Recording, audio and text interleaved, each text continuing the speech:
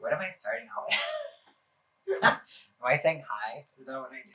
Hey, what's up? I'm Wes, and we are here today to talk about dry hair. And I know a thing or two about dry hair because I'm a hairdresser. So let's get started with the 4 root reasons of why your hair is dry. Number 1, environment. Number 2 is going to be heat styling.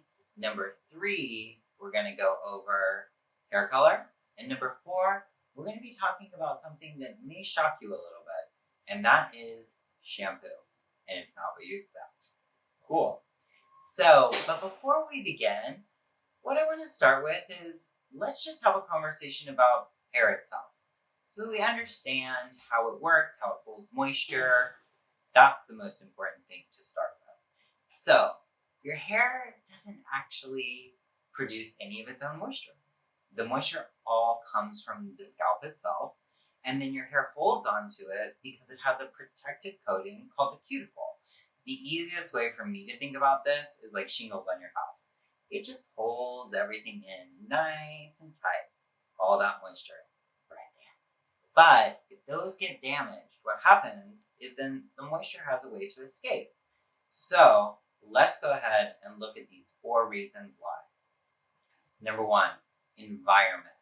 Now, I know we've all heard this before, the sun rays, and it's killing your hair and it's so dry. And that's 1000% absolutely true. And you should totally go ahead and get that really awesome hat that you've been eyeing to put in the sun. But there are other places that I want you to start to think about. It is your car, your home, and your office. So those are all 3 places that have one thing in common: forced heat. So that sucks out all of the moisture out of all of that environment to keep us nice and toasty. That's why your skin has a tendency to get drier. Well, your hair is the same way. It can also suck out all of that moisture in your hair as well. So I have a couple of tricks for you. Number 1, of course, you can turn down the heat. But if you're not like a super fan of wearing like 40 sweaters, then what I would recommend is that in places like your home and your office, you actually start to put in humidifiers. This is going to pump in more moisture into that environment, so at least it's not so drying to the skin and the hair. Cool. Now let's talk about number 2. That is heat styling. So if you can imagine, we already talked about the environment and the causes of heat. Well, think about that direct heat right under your hair.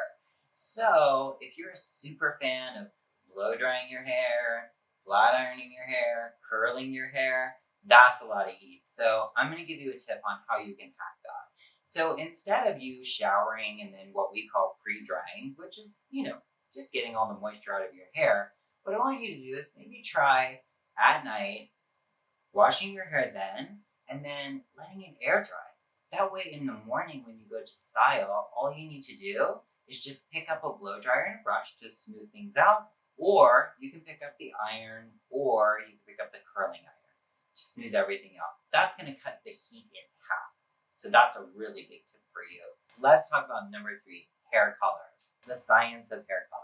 Simplified. Basically, what happens is this, is we remove the pigment, and then we add pigment back into the hair. So there's a little bit of damage that's going to occur, and there'll be more damage the lighter that you go, because you have to essentially do something that's a little bit more aggressive to move that hair pigment out.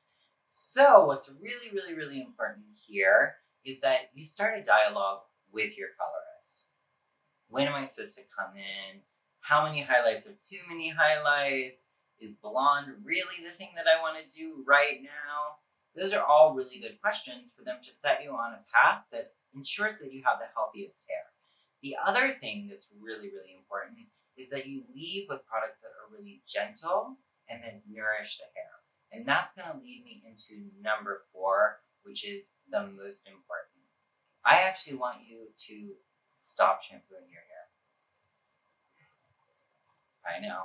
You're like, I have really nice shampoo, smells great, and it's sulfate free. Let's talk about what shampoo really is. Well, shampoo essentially is this. It's just detergent. And detergent is really aggressive. it strips the scalp and the hair of everything. So yeah, there's some things you want to get rid of. There's actually some things that you want to preserve and be a little more gentle about. So when you're thinking about going into looking for something that's more moisturizing, let's go with completely detergent free. You can still clean the scalp effectively, but be really gentle on the hair. That's going to ensure that you're keeping that moisture in and that cuticle layer, remember we talked about those shingles, that they're going to stay intact and smooth. So, one more final tip before I leave you into the world. What I want you to remember is that dry hair is also brittle hair. It's super fragile. So it's really, really important to not get super aggressive on your brushing. And what's also important is when your hair is wet, it's extra fragile. So it's important to use a wide teeth comb and start from the bottom and just work your way up gently. That's going to ensure that you don't get breakage due to the dry hair. Cool. So if you want to learn anything more, then just go to the links below. Have a great day.